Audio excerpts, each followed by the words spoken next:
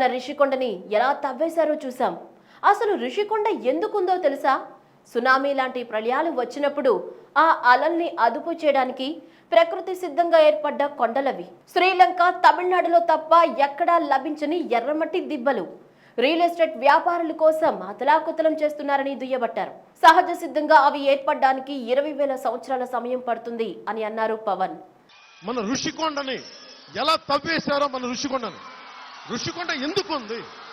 సృష్టి చాలా గొప్పది. ఏ సునామీ వచ్చినా, తుఫాన్లు వచ్చినా అది ముందొచ్చు బ్యారియర్గా ఉంటుంది. రానివ్వకుండా అలలు, సునామీ వచ్చిన అలల్ని ముందు అక్కడ ఆపేస్తుంది.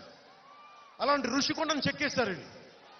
ఎర్రమట్టి దెబ్బలు అవి మనకి శ్రీలంక, తమిళనాడులో తప్ప ఇంకెక్కడా లేవు. మళ్ళీ 20,000 సంవత్సరాలు పట్టింది ప్రకృతికి ఎర్రమట్టి దెబ్బలు అలా రావడానికి. దాన్ని రియల్ ఎస్టేట్లుగా మట్టిని తవ్వేసి అతలాకుతలం చేస్తా ఉన్నారు.